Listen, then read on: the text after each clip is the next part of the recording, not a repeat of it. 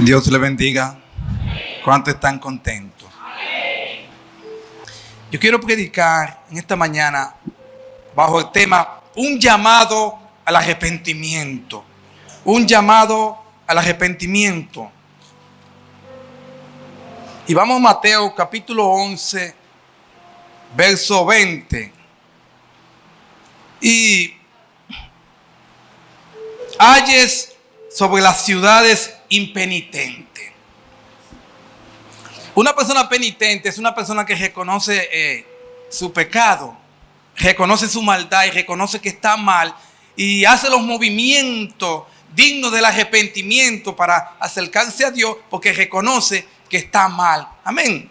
Pero una persona impenitente es una persona que no reconoce, que aún viendo las maravillas y los milagros, las cosas que Dios ha hecho alrededor de ella o de él, aún así persiste en su postura. Amén. Y muchos se van al infierno, lamentablemente pierden su alma, porque es como la anécdota que hay del Señor o de la señora que dijo: Señor, yo sé que tú vas a venir por mí, que tú no me vas a dejar perecer. Pero él estaba en el mar y se estaba ahogando, y el Señor manda una embarcación y él dice que no, que el Señor me dijo que iba a venir por mí. Manda un helicóptero y dice no, que el Señor dijo que iba a venir por mí.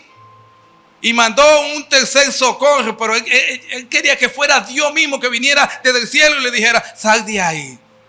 Pero no entendemos que Dios usa los instrumentos que están aquí en la tierra. Amén. Nosotros somos los últimos instrumentos que Dios va a usar para evangelizar a las naciones. Nosotros los que hemos creído en el Señor. Amén. Entonces, un llamado al arrepentimiento. Vamos al verso 20.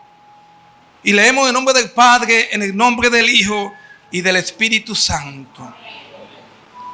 Entonces comenzó a reconvenir a las ciudades en las cuales había hecho muchos de sus milagros, porque no se habían arrepentido, diciendo: ay de ti, Corazín, ay de ti, Betsaida, porque si en Tiro y en Sidón se hubieran hecho los milagros que han sido hechos en vosotras, tiempo ha que se hubieran arrepentido en cilicio y en ceniza. Por tanto os digo que en el día del juicio será más tolerable el castigo para Tiro y para Sidón que para vosotras. Y sigue diciendo: y tú, Capernaum, que eres levantada hasta el cielo, hasta el Hades, serás abatida. Porque si en Sodoma se hubieran hecho los milagros que han sido hechos en ti, habría permanecido hasta el día de hoy. Por tanto os digo que en el día del juicio será más tolerable el castigo para la tierra de Sodoma que para ti. Bendito sea el nombre del Señor. Estos son ayes que el Señor exclamó por estas ciudades que Él había predicado tanto el evangelio y que había hecho tantos milagros. Pero estas ciudades no se habían arrepentido. El arrepentimiento es el primer punto doctrinal de nuestra iglesia. Es lo primero que el ser humano tiene que hacer para venir a los caminos del Señor. Es reconocer que está mal y que necesita de Dios y que necesita un cambio de rumbo en su vida. El arrepentimiento no es más que volverse a Dios. Yo cometo una falta, bueno, tengo que arrepentirme, no me siento mal, ofendí a mi esposa, debo pedirle perdón. Yo ofendí a mi esposo, tengo que pedirle perdón. Es que yo cometí esta falta, tengo que volverme. O sea, el arrepentimiento es lo que te hace a ti volverte a Dios. Es lo que te corrige, es lo que te hace ser una persona digna de Dios. Cuando nos arrepentimos de las cosas que hacemos, nos volvemos a Dios, nos hacemos más cerca de Dios, porque una de las cosas que a Dios le agrada es que nosotros nos arrepintamos. Por eso el evangelio en Galilea, cuando Jesús empieza su ministerio, dice: arrepentidos y convertidos, porque el reino de los cielos se ha acercado. Entonces, cada uno de nosotros en una determinada ocasión de nuestra vida tenemos que arrepentirnos de las cosas que hayamos cometido, porque es ahí en el arrepentimiento donde la gracia de Dios desciende sobre nuestras vidas. En el libro de los Hechos, en el capítulo 3, en el verso 19, el apóstol Pedro hace un llamado al arrepentimiento en el templo. Y cuando Pedro da este llamado, porque él hizo un milagro en el templo a un paralítico que estaba frente a la puerta de la hermosa, pero ellos estaban apartados. El pueblo de Dios estaba alejado de todos los beneficios que Dios quería darle, pero como ellos estaban perdidos en su mundo y en sus tradiciones, no podían ver nada de lo que Dios quería darle. Pero aquí en este milagro que Pedro hizo en el templo, todos estaban asombrados y preguntaron que qué podían hacer. Y Pedro dice: arrepiéntanse de sus caminos y vuélvanse a Dios. Y eso es lo que el Señor continuamente nos dice. Vamos a volvernos a Dios, porque el deseo de Dios es que nosotros vivamos una vida regocijada, una vida de contentamiento. Y es una de las cosas que Pedro dice aquí en este sermón, y le dice: vuélvanse a Dios para que vengan tiempos de refrigerio sobre sus vidas. Y es que el refrigerio es un contentamiento que Dios trae. El refrigerio es una paz que Dios concede a aquellos que se vuelven a Dios, que reconocen que anduvieron mal, que faltaron, que ofendieron, y que es necesario que se vuelvan a Dios a través del arrepentimiento. Pero no siempre estamos dispuestos a perdonar. No siempre estamos dispuestos a arrepentirnos. Entonces el Señor dice: si ustedes no perdonan a los que los ofenden las faltas, tampoco yo voy a perdonar sus ofensas. Entonces el Señor nos amó y nos perdonó aun siendo nosotros malos. ¿Cuánto más nosotros debemos perdonar a los que nos ofenden? Pero para eso tiene que haber un arrepentimiento genuino para con Dios. Cuando nosotros reconocemos que Dios nos amó primero y que Él dio su vida por nosotros, entonces nosotros estamos dispuestos a amar y a perdonar. Hasta que no reconocemos esa deidad en nosotros, ese designio que Dios ha puesto en nuestras vidas, no vamos a perdonar y mucho menos nos vamos a arrepentir. Pero el arrepentimiento es volverse a Dios. Y cuando el hombre se vuelve a Dios, entonces Dios se vuelve a él. Bendito sea el nombre del Señor. Entonces el Señor proclama aquí unos ayes. Ay de la ciudad, ay de ti Corazín, ay de ti Betsaida, ay de ti Capernaum, dice el Señor, porque si en Sodoma o en Tiro y en Sidón se hubiesen hecho las obras que se hicieron en ti, ciertamente se hubiesen arrepentido. Y la palabra aye es una advertencia. La palabra aye es una palabra que contrae lamento, dolor, pesar, melancolía. Es un momento de tristeza por lo que ha ocurrido. Cuando vamos a un sepelio y vemos una persona que fue allegada a nosotros, que acaba de morir, y tú dices: ay Señor, murió mi papá o murió mi amigo, de tal forma murió, yo no pensaba que podía morir de esa forma, y tú en ese lugar tú estás lamentándote por la muerte de ese ser querido. Entonces ese mismo pesar, ese mismo sentimiento era el que sentía Jesús cuando vio que estas ciudades donde él tanto había predicado el evangelio no habían dado fruto digno de arrepentimiento. Entonces declara que será tolerable más el castigo para Sodoma, para Tiro y para Sidón que para Capernaum, que para Corazín y para Betsaida. que fueron ciudades donde Él se movió. Dios se mueve en nuestras vidas. Dios se mueve en tu entorno. Dios te ha librado de muchas cosas. Y tú eres testigo de que Dios se ha movido a tu favor. Entonces, ¿por qué no te arrepientes? ¿Por qué no te vuelves a Dios? ¿Por qué no hay en ti un lamento en tu espíritu y te contrista de espíritu y viene a Dios y le dice: Señor, he pecado contra el cielo y contra ti? Aunque no quiera que sea tu hijo, hazme como uno de tus sirvientes. Cuando ese arrepentimiento brota desde lo más profundo de un corazón agradecido, el Señor va a hacer como hizo con Nínive. Te va a perdonar, te va a rescatar, te va a levantar. Entonces tú vas a sentir, como dijo el apóstol Pedro: arrepiéntanse para que venga de la presencia de Dios tiempo de refrigerio, tiempo de contentamiento, que es lo que Dios quiere. Pero hay que volverse a Dios. Hay que reconocer que necesitamos a Dios. Hay que arrepentirse de la pasada manera de vivir y volvernos a Dios, que nos está esperando.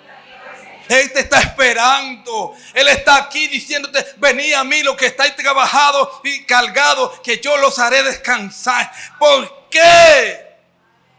¿Por qué persistir en vivir una vida de dolencia, de quebrantamiento, de pesar, de dolor? ¿Por qué insistir en vivir una vida así? No es necesario. No es necesario que viva en una vida de ayes. No es lo que Dios quiere. Dios quiere que vengan a tu vida de la presencia del tiempo de refrigerio. Él quiere refrescarte. Él quiere que en tu vida haya contentamiento. Él quiere que se vaya el lamento y el pesar y que venga el gozo, la alegría, la fiesta. Porque eso es lo que Dios quiere para ti. Pero tienes que volverte a Dios. A veces yo me pregunto y digo: Señor, ¿y por qué es que nosotros vivimos una vida así? Si hemos tenido la oportunidad, una oportunidad sobrenatural de que estemos en tu presencia. Pero queremos negociar. Queremos negociar con el Evangelio. Queremos negociar con la iglesia. Queremos negociar con el Señor. Hoy lo hago, mañana no. Pasado puede que vaya a la iglesia, en la semana que viene no voy. Siempre hay un aye, siempre hay un lamento. Estoy cansado que el trabajo, estoy cansado que los muchachos, estoy cansado que el esposo, estoy cansado que la esposa. Siempre hay un lamento. Por eso no viene refrigerio sobre tu vida, porque siempre hay una excusa. Aleluya. Y el salmista dijo: una cosa te pido y esta buscaré, que esté yo todos los días en la casa de Jehová, para habitar en su tabernáculo e inquirir en su santa palabra. Eso es lo que Dios quiere de nosotros. En el libro de Jeremías, en el capítulo 1, y en el capítulo 1, verso 1, verso 3, Jeremías, como le dicen, el profeta llorón. Él estaba llorando. Él estaba lamentándose como Jesús aquí, con la ciudad de Capernaum, con Betsaida y con Corazín. Él estaba llorando por el pecado del pueblo de Israel, porque no querían escuchar la voz del Señor. Y Jeremías le decía, a través de la palabra que Dios le daba: van a ser llevados cautivos a Babilonia si no me buscan. Pero después que ellos se llevan la primera partida, Dios vuelve y le habla y le dice: pero quédense aquí, los que quedan de ustedes, quédense aquí, yo estaré con ustedes. Y prefirieron irse a Egipto. Y no solamente se fueron a Egipto, también se llevaron a Jeremías. Y ellos pensaban que porque se habían llevado a Jeremías, la ira de Dios no iba a venir sobre ellos. A veces creemos que porque tenemos la iglesia o tenemos el pastor a nuestro lado, ya nuestros problemas se van a solucionar. No, es un problema entre tú y Dios. Es un problema de volverte a Dios. Es un problema de arrepentimiento, para que venga un tiempo de refrigerio sobre tu vida. Tiempo de contentamiento. Tienes que volverte a Dios.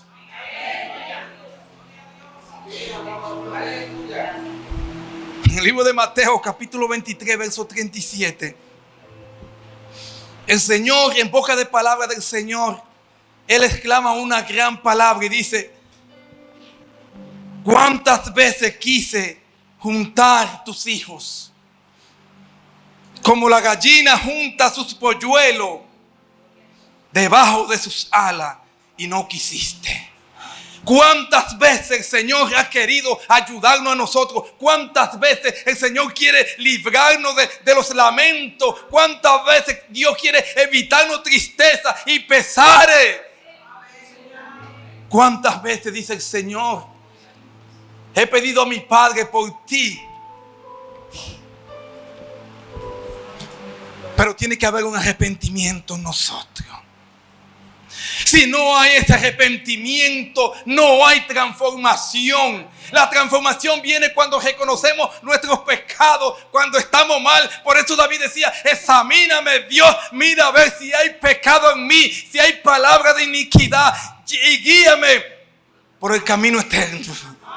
Él es quien te va a guiar. Él es quien va a quitar tu lamento. Él es quien va a quitar tu tristeza. Él es quien va a quitar tu quebrantamiento. Pero es tiempo de que te arrepientas delante de Dios de las cosas que siempre hace. Porque siempre decimos: Dios me ama, yo amo al Señor. Sí, tú me amas, pero no me enalteces. La gente piensa que enaltecer a Dios es venir aquí, cantar, glorificar. No, eso es parte de la adoración a Dios. Cuando enaltecemos a Dios es con el testimonio y el fruto que tú tienes que dar. Por eso Apocalipsis 14 dice: y ellos le han vencido con la sangre del Cordero y el poder del testimonio. El testimonio tuyo es lo que a Dios le agrada. El Señor se cansó de los sacrificios en el Antiguo Testamento. Los carneros me tienen harto, las palomitas. Todos sus sacrificios los tengo hastiados. Yo soy dueño de todo. ¿Y qué pide Jehová de ti?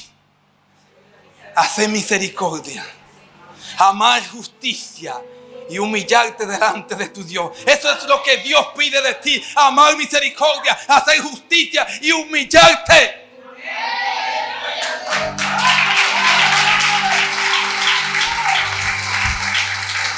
En el capítulo 4.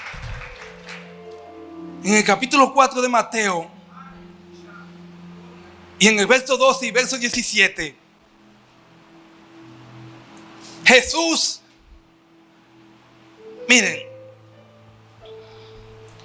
¿cuántos sabemos que Jesús nació en Belén de Judá, en Judea, verdad? Pero antes de Jesús nacer en Belén de Judea, Jesús vivía con sus padres en Nazaret. Amén. José vivía en Nazaret, perdón. José vivía con su esposa en Nazaret. Y el Señor lo lleva a Belén con el asunto del empadronamiento que tenían que hacer todos los que habían nacido en cada ciudad. Y José y María viajan a Belén de Judá. Y allí es donde nace Jesús, en Belén, porque la Biblia dice que tenía que nacer en Belén de Judá, Belén de Éfrata. Amén. Después que Jesús nace en Belén, Herodes quiere matar al niño. Y el Señor le dice a José: toma tu mujer y el niño y vete a Egipto hasta que yo te diga. Después que el Señor le dice: vete a Egipto, muere Herodes. Y el Señor le dice a José en Egipto: ve, toma al niño y a tu esposa y vuélvete a Israel, porque ya han muerto los que te deseaban mal. Cuando José viene con María, escucha que Arquelao, hijo de Herodes, estaba gobernando en Judea. Entonces dice: y fue y habitó en Nazaret, para que se cumpla lo que decía el profeta, de que sería llamado Nazareno. Y ahí fue donde Cristo empezó su ministerio. Jesús fue bautizado por Juan el Bautista en el Jordán, en el área de Judea. Algunos países como Cisjordania dicen que no, que Jesucristo no fue bautizado en Judea, que fue en Galilea. No fue en Galilea. En Mateo 3 habla de que Jesús fue bautizado cuando que Jesús vino al Jordán Y vino de Galilea al Jordán para ser bautizado por Juan, porque Juan estaba bautizando en el desierto de Judea. Pero Cristo empezó a habitar en Nazaret. Ahí fue donde se desarrolló el ministerio de Cristo. Cristo visitó Nazaret. Cristo habitó en Capernaum. Que Jesucristo vivió en Capernaum. La Biblia dice que después que Juan fue apresado, Jesucristo volvió y cogió y se fue de Nazaret para Capernaum. Y la Biblia dice, y habitó en Capernaum. Y Jesucristo estaba viviendo en Capernaum. La gente le llevaba a los enfermos. La gente le llevaba a los paralíticos. Entonces cuando Jesús habla de que dice, ay de ti Capernaum, Jesús sabe lo que está diciendo. Dios ha visitado esta comarca. Dios ha visitado estas ciudades. Dios ha visitado tu casa. Es una bienaventuranza. Es un privilegio que el Señor nos ha concedido.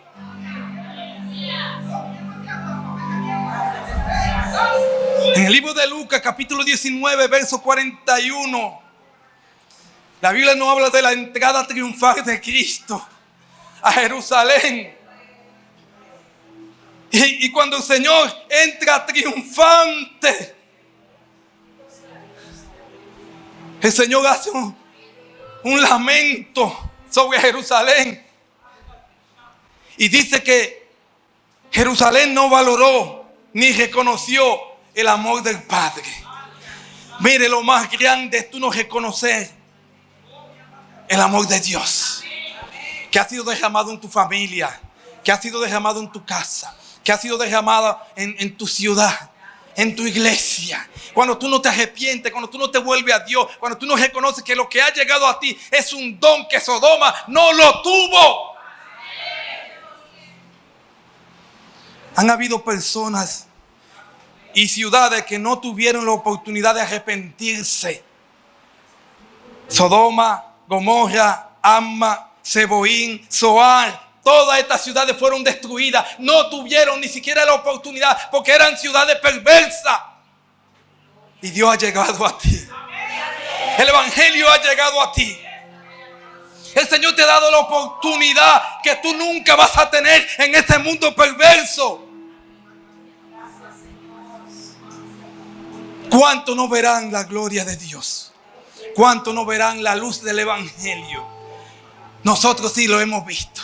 Nosotros vemos su gloria moviéndose a cada momento. Por donde quiera nos pasa un cristiano y un predicador predicándonos que Cristo viene, pero no nos arrepentimos. No reconocemos que hemos sido visitados por el Señor. Nosotros tenemos la oportunidad de volvernos al Señor. Como el hijo pródigo, como el rey de Nínive. En el libro de Jonás, capítulo 3, verso 6, verso 7, mandó a todo el mundo a ayunar. Se vistió de cilicio, mandó a ayunar a los animales, a la bestia del campo. Todo el mundo tenía que ayunar porque era una orden del rey. Porque Asiria, Nínive era la capital de Asiria. Y el Señor llegó a poner un rey en Asiria, creo que fue Jehú. Y el Señor cambiaba a los reyes tanto de Israel como de Asiria. Porque Dios es que tiene el dominio y el control de todas las cosas. Pero este rey, aunque no menciona el nombre, cuando Jonás fue a predicar, espérate, en 40 días Nínive va a ser destruida. Y empezó a hacer los movimientos para hacer silicio. Se vistieron de ropas viejas y se humillaron y pidieron al Señor que los perdonara. Se arrepintieron, se volvieron a Dios. Entonces el Señor dice: he aquí más que en Nínive. Yo visité Capernaum, yo visité Besaida, yo visité Corazín, yo visité Jerusalén, yo visité Betania, yo visité Genezaret, todas esas ciudades que Cristo visitó. Yo visité Gadara. No sé si me están entendiendo. Dios te ha visitado a ti, a tu casa, a tu familia. Dios, el Evangelio ha llegado a ti. Es tiempo de que te vuelvas a Dios. Porque muchos quisieron tener la oportunidad y no la tuvieron. Muchos quisieron alcanzar lo que tú has alcanzado y no lo alcanzaron. Muchos quisieran ver estos días y no lo vieron. Mas tú lo has visto, tú lo estás disfrutando. Aleluya. En Hebreos 10:29 habla de una advertencia. El apóstol Pablo, que se le atribuye a Pablo este libro de los Hebreos, aunque no dice, pero la forma como se escribe el conocimiento y el dominio de la palabra nos hace entender a nosotros que el libro de los Hebreos fue escrito por el apóstol Pablo. Entonces aquí el apóstol hace una advertencia para aquel que peca deliberadamente, aquel que apostasta de la fe, aquel que niega la eficacia ni la gloria de lo que se está moviendo a nuestro alrededor, con su propia intención, con su propia voluntad, aún sabiendo que el Señor se está moviendo en su vida, persisten en esta posición. Y el Señor dice: ¿cuánto mayor castigo pensáis que merece a el que pisoteare al Hijo de Dios y tuviere por inmunda la sangre del pacto en la cual fue santificado e hiciera afrenta al Espíritu de gracia? Dios ha llegado a ti. El Espíritu de gracia ha llegado a tu vida. El tiempo de Dios ha sido visitar tu vida, tu casa y tu nación. Pero es tiempo de que te vuelvas a Dios. Es tiempo de que te arrepientas, no solamente del evangelio. Oigan bien, de las cosas que continuamente hace. Hay muchas cosas que hacemos continuamente y afrentamos la sangre derramada en el pacto de la gracia. Cuando nos humillamos delante de Dios, esas cosas se van. Cuando reconocemos que necesitamos arrepentirnos, esas cosas se van. Pero ¿saben qué? Nos gustan esas cosas. Nos gustan sentirnos que somos nosotros. Es que Dios me hizo así. Mentira del diablo. Dios no te hizo así. Tu naturaleza cambió con Adán, pero Cristo te trajo una nueva naturaleza. No hay excusa. No hay excusa de dar rienda a tus emociones. La Biblia dice que hemos sido hechos nueva criatura. Las cosas viejas pasaron y aquí todas son hechas nuevas. Entonces, ¿por qué airarse? Santiago dice que la ira no obra la justicia de Dios. La ira no va a obrar para tu salvación. Es el arrepentimiento. Es cuando te hace más como Cristo. Es cuando reconoce que Dios te ha visitado y te ha salvado. Ahora, ¿cuáles cosas tenemos que dejar? ¿Cuáles cosas tenemos en la casa de nuestro Padre? Ya estoy concluyendo. Abrigo. Las cosas que no teníamos en el mundo las tenemos aquí en la casa de nuestro Padre. El que habita el abrigo del Altísimo morará bajo la sombra del Omnipotente. Tenemos sustento en su casa. No afanéis por lo que hay de comer. No afanéis por lo que ha de vestir. No afanéis por lo que tienen que beber. Porque yo voy a sustentar tu casa.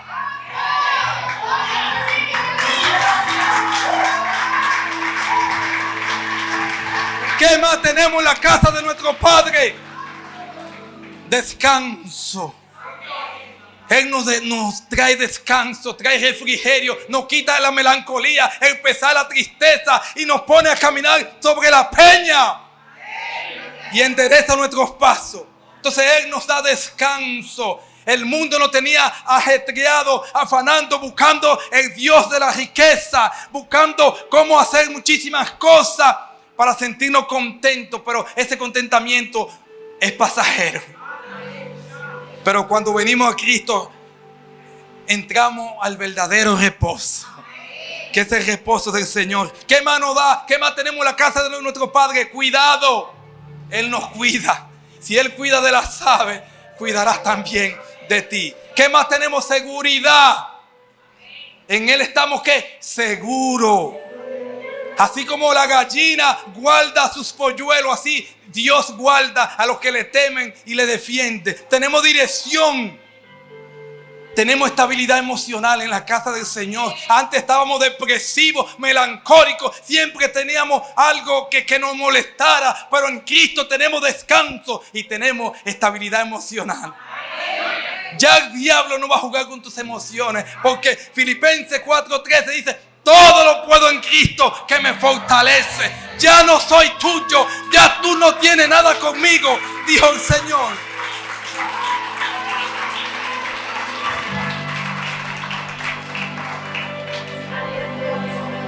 Y el verso 35, miren lo que dice: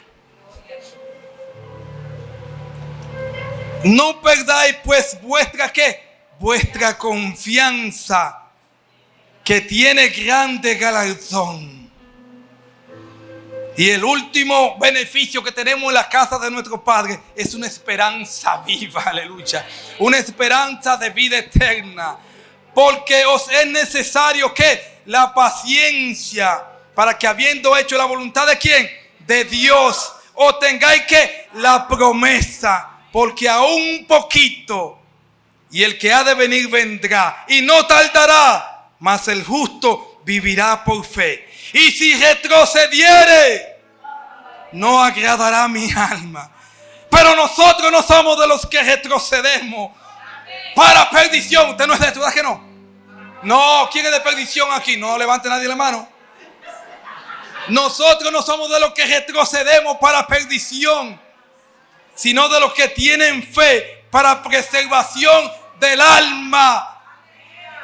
Eso es lo que Dios quiere, que nos arrepintamos, que nos volvamos a Dios para que vengan tiempos de refrigerio, porque en la casa de mi Padre hay abundancia de pan. Que Dios le bendiga y que Dios le guarde.